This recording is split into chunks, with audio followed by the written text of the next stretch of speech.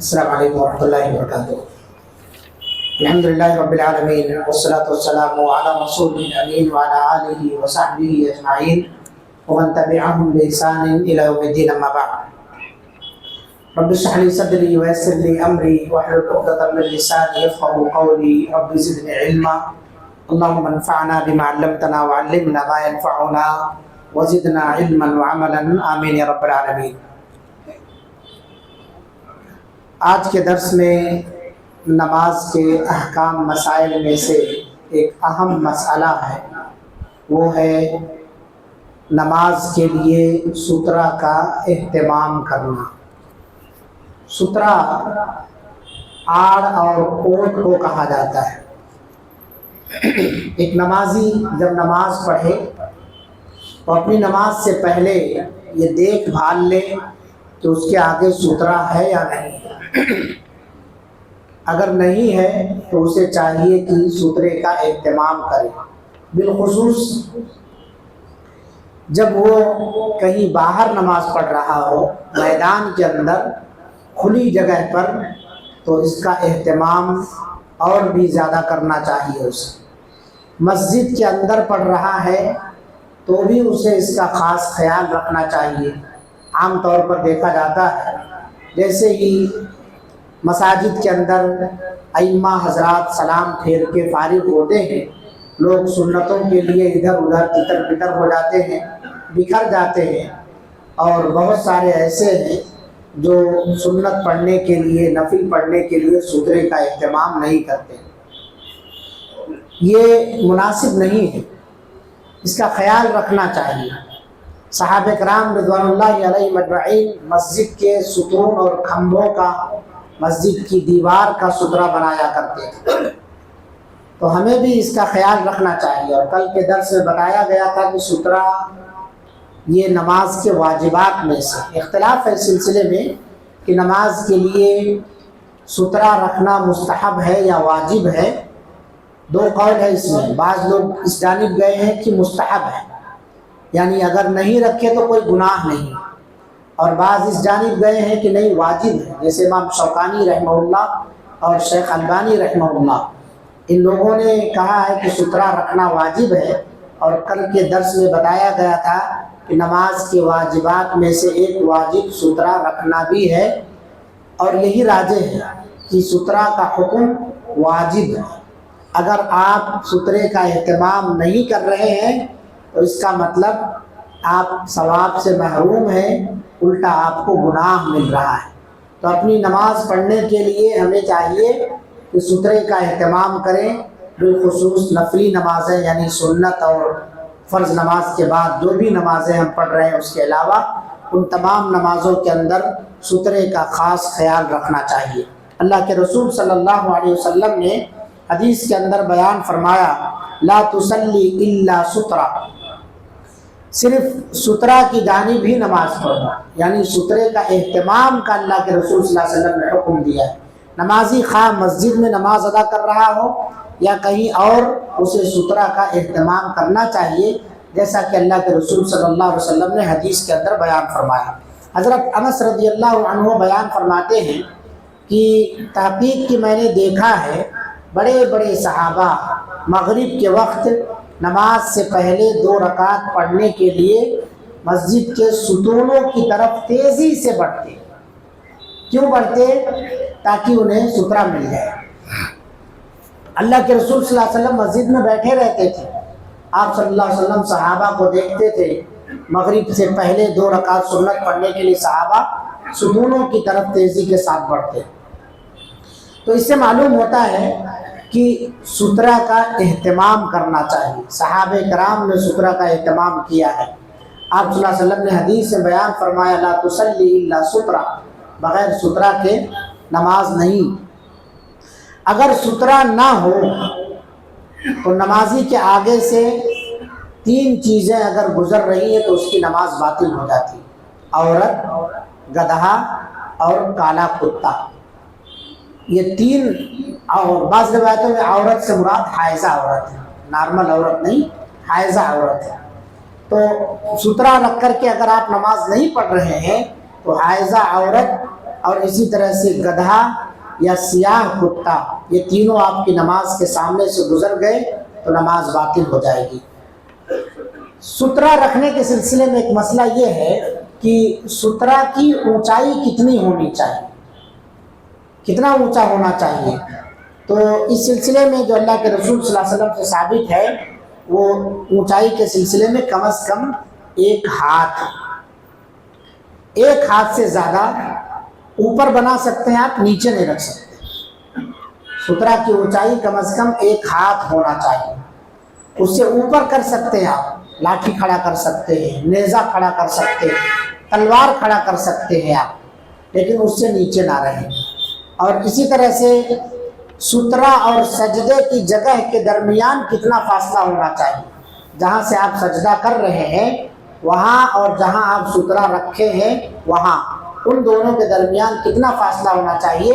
تو اللہ کے رسول صلی اللہ علیہ وسلم کی حدیث ہے ممر الشاہ، بکری کے گزرنے کے برابر۔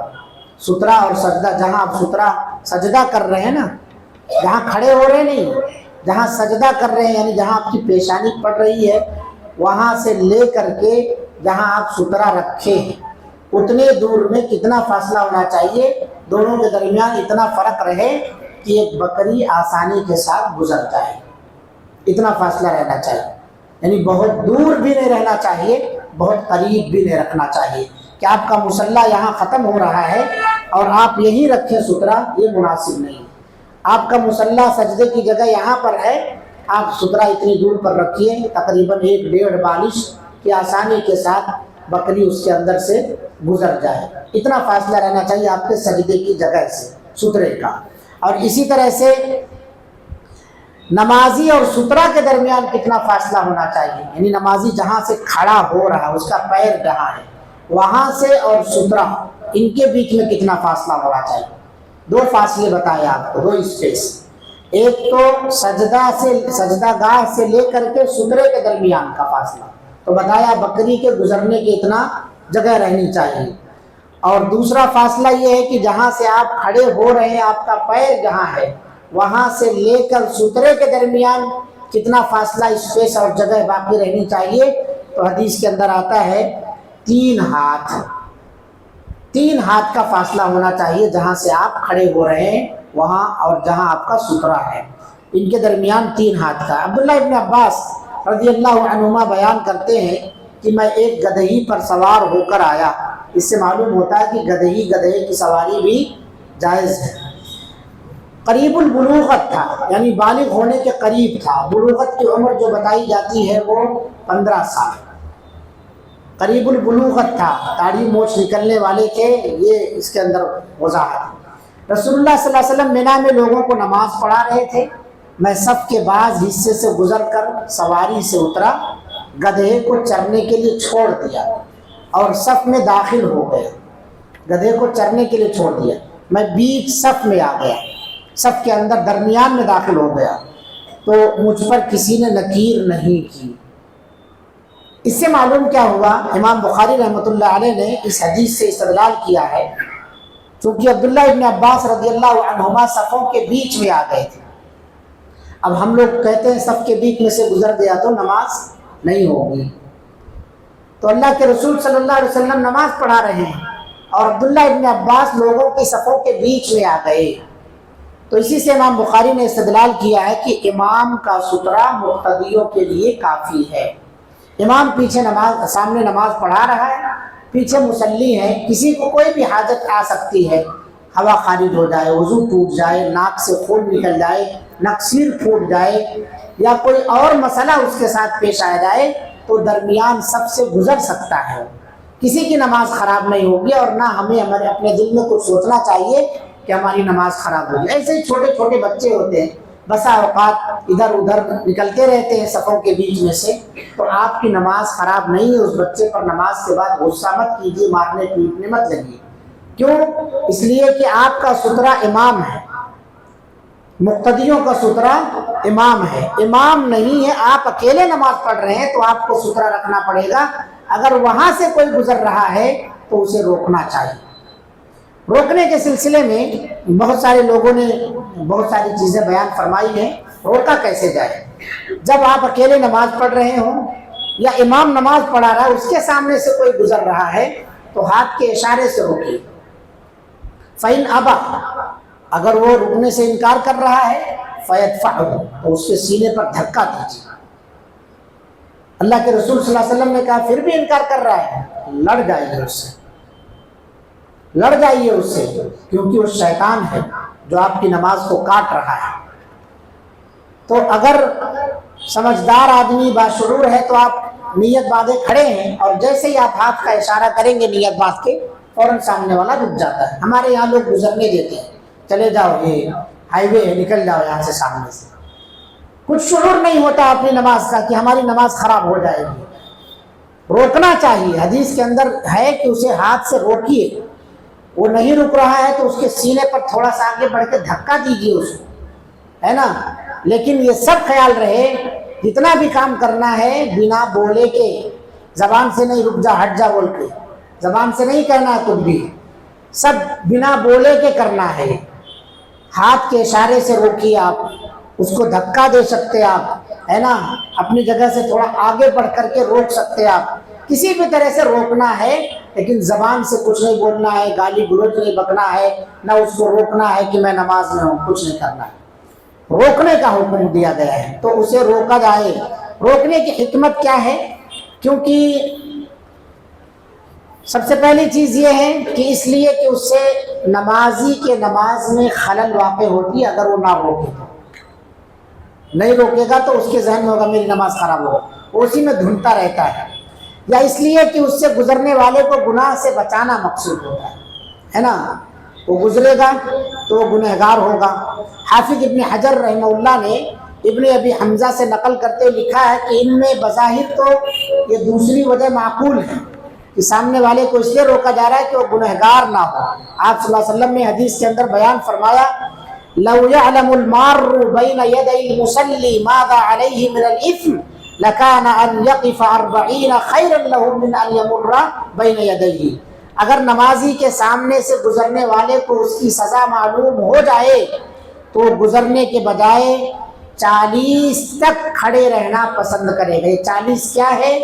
کسی صحابی نے ذکر نہیں کیا کہ آپ صلی اللہ علیہ وسلم نے 40 دن کہا، 40 گھنٹہ کہا یا 40 سال، لیکن اکثر محدثین نے جو اس میں بریکٹ لگایا ہے وہ 40 سال لگایا کہ 40 سال اسے کھڑا رہنا پڑے تو وہاں کھڑا رہ جائے گا مگر یہ گناہ نہیں کرے گا، اس کے سامنے سے نہیں گزرے گا۔ تو اس نمازی کو روکنے کی جو حکمت ہے، اس نمازی کو گناہ کو، اس گزرنے والے کو گناہ سے بچانا مقصد ہے۔ اور اسی طرح سے ایک حدیث کے اندر جو یہ بات آئی ہے کہ چونکہ وہ شیطان ہے جو آپ کی نماز خراب کر رہا ہے بار بار روکنے پر، تو اسے اپنے سے دفع کرنا چاہیے، دور کرنا چاہیے۔ ایک حدیث میں آپ صلی اللہ علیہ وسلم نے بیان فرمایا کہ گزرنے والے کو روکنے کی جو وجہ ہے نماز میں واقع ہونے والا نقص ہے، نہ کہ گزرنے والے کا گناہ ہے۔ یہ دونوں اثر اگرچہ لفظی طور پر صحابیوں پر موقوف ہیں لیکن دراصل ان کا حکم مرفوع ہے۔ نبی اکرم صلی اللہ علیہ وسلم سے سن کر انہوں نے کہا ہوگا، کیونکہ ایسی بات اپنی طرف سے کوئی نہیں کہہ سکتا۔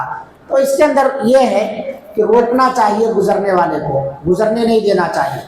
اب ایک مسئلہ یہ پیش آتا ہے کہ سترہ کس کا رکھا جائے، تو یاد رکھیے سترہ اللہ کے رسول صلی اللہ علیہ وسلم نے بسا اوقات نیزے کا بھی رکھا ہے، بسا اوقات لکڑی کا بھی رکھا ہے، یعنی لاٹھی بھی آپ رکھ سکتے ہیں سترے کے طور پر۔ اور اسی طرح سے اللہ کے رسول صلی اللہ علیہ وسلم نے سترے کے طور پر اور بھی دوسری چیزیں رکھی ہیں، جیسے آپ صلی اللہ علیہ وسلم نماز پڑھ رہے ہیں تو آپ نے اپنی برچھی گاڑ دی ہے، یا سواری کا جو کجاوا ہوتا ہے، اونٹ کے اوپر جو پالان رکھا جاتا ہے، اس کو بھی آپ صلی اللہ علیہ وسلم نے سترے کے طور پر رکھ دیا ہے۔ جیسے کہ مسند ابی عوانہ وغیرہ کے اندر ابن عمر کا بیان ہے انه كان يعرض راحلته فيصلي اليها، اور اسی طرح سے رأيت رسول اللہ يصلي الى راحلته، میں نے نبی صلی اللہ علیہ وسلم کو دیکھا کہ آپ اپنی سواری کا سترہ بنا کر نماز پڑھ رہے تھے۔ دوسری روایت میں ہے کجاوا رکھ کر کے آپ صلی اللہ علیہ وسلم نماز پڑھ رہے تھے۔ تو سواری اگر اس لائق ہے کہ اس کو کھڑا کر کے، جیسے آپ کی بائک ہے، کھڑی ہو سکتی ہے اس کو بھی آپ ستھرا بنا سکتے ہیں، آپ کی کار ہے کھڑی ہو سکتی ہے اس کو بھی ستھرا بنا سکتے ہیں، تو سواری کو بھی ستھرا بنا سکتے ہیں، سواری کے اوپر جو کجاوا ہے اونٹ کے اوپر وہ لکڑی بھی رکھ سکتے ہیں، پالان کو بھی، تو یہ ساری چیزیں ستھرے کے طور پر مناسب ہیں۔ کھمبوں کے سلسلے میں جو بات آئی ہے، یہ درخت ستون یا عصا یہ کہاں ہونا چاہیے؟ سترا جو ہے اگر آپ لاٹھی کا بنا رہے تو کہاں ہونا چاہیے؟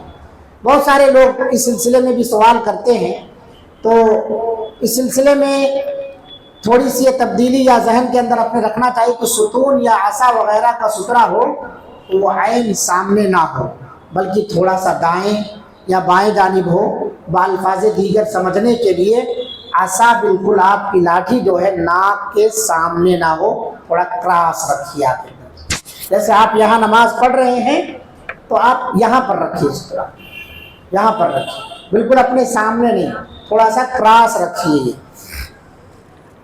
بلکہ دائیں بائیں کندھے کے سامنے ہو، کیونکہ بعض اہل علم نے اس انداز کو اختیار کرنے کا مشورہ دیا ہے۔ لیکن یہاں ایک بات اور ہے توجہ کی کہ اس سلسلے میں جس حدیث سے استحباب اخذ کیا گیا ہے کراس رکھنا ہے، اہل علم نے اس کو کہا ہے کہ یہ سندن صحیح نہیں ہے، اس لیے آپ مختار ہیں اپنے سامنے رکھیں، اس کو اپنے سامنے رکھیں، لاٹھی وغیرہ جو رکھ رہے ہیں، نیزہ کجاوا یا اسی طرح سے برچھی بھالا کچھ بھی، تو اس کو اپنے سامنے رکھیں، کراس نہ رکھیں، کیونکہ جو کراس رکھنے والی روایتیں ہیں وہ روایتیں سندن درست نہیں ہے، اس کو بھی بہت سارے لوگ پیش کرتے ہیں۔ ایک اور چیز ہے اشکال، آخری بات ہے کہ کیا ٹوپی پگڑی ان سب چیزوں کو بھی، یا بہت سارے لوگ لکیر کھینچ کر کے سترا بنا دیتے ہیں، میں نماز پڑھ رہا ہوں کوئی چیز نہیں ملی تو کہتے ہیں اگر کچھ نہیں ملے تو لکیر کھینچ کے سترا بنا لو، تو یہ سب چیزیں درست نہیں ہیں۔ ٹوپی رکھ کر کے نماز پڑھنا یا پگڑی رکھ کر کے نماز پڑھنا یا اسی طرح سے لکیر کھینچ کر کے نماز پڑھنا، یہ سب چیزیں درست نہیں ہے، کہیں بھی کسی بھی اس سے اثر سے یا حدیث سے اللہ کے رسول صلی اللہ علیہ وسلم سے باتیں ثابت نہیں ہیں۔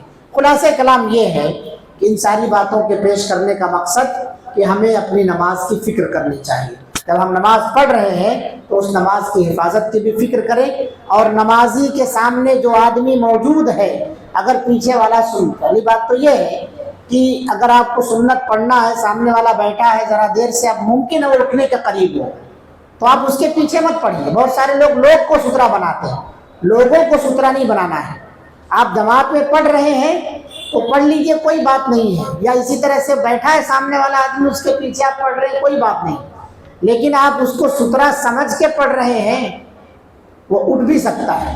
تو ایک اور مسئلہ یہاں پر ہے کہ وہ آدمی جو سامنے بیٹھا ہے یا کوئی آدمی بنا سترے کے نماز پڑھ رہا ہے تو کتنی دوری سے آدمی گزر سکتا ہے، یہ بھی خیال رہنا چاہیے۔ ایک آدمی 5ویں صف میں یا 6ٹھی صف میں نماز پڑھ رہا ہے، یہ ایریا پورا بالکل خالی ہے، سامنے ایک مصلی بیٹھ کے اذکار میں مصروف تھا، اب اس کو اٹھنا ہوا، پلٹ کے دیکھا تو میرے پیچھے 6ٹھی صف میں ایک آدمی نماز پڑھ رہا ہے، تو کیا وہ بیٹھا رہے گا یا اٹھ کے جا سکتا ہے؟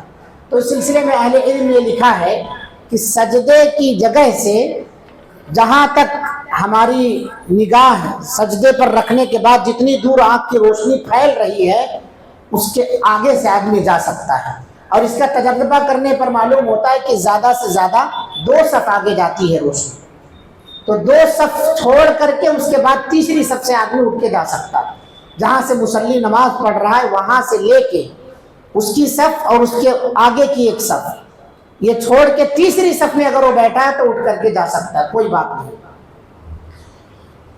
اگر اس کے سامنے بیٹھا ہے تو وہاں سے نہیں اٹھنا چاہیے، اسے چاہیے کہ اس کی مدد کرے، تعاون علی البر والتقوی، نیکی اور تقوی کے کاموں پر تعاون کرنا چاہیے، یہ اللہ رب العالمین نے قرآن مجید کے اندر ارشاد فرمایا۔ تو یہ سارے بکھرے ہوئے مسائل ہیں جو آج کے درس میں پیش کیے گئے ہیں۔ اللہ رب العالمین سے دعا ہے اللہ تعالی ہم سب کو سترے کا اہتمام کرنے کی توفیق عطا فرمائے، رب العالمین ہمیں اپنے نمازوں کی فکر کی توفیق عطا فرمائے، رب العالمین ہم تمام لوگوں کو چاہے واجبات ہو نماز کے یا ارکان ہو یا سنن ہو، ہر ایک کو مکمل طور سے اس کا خیال رکھ کر کے اپنی نمازیں ادا کرنے کی توفیق عطا فرما۔ رب العالمین ہماری مساجد کے اندر جو یہ بد احتیاطی مصلیوں کے اندر ہے کہ سترے وغیرہ کا اہتمام نہیں کرتے ہیں، یہ ہماری کوتاہی ہے۔ اللہ ہمیں اس کی اصلاح کی توفیق عطا فرما۔ سبحانک اللہم و بحمدک، اشہد ان لا الہ الا انت، استغفرک و اتوب الیک۔ جزاکم اللہ۔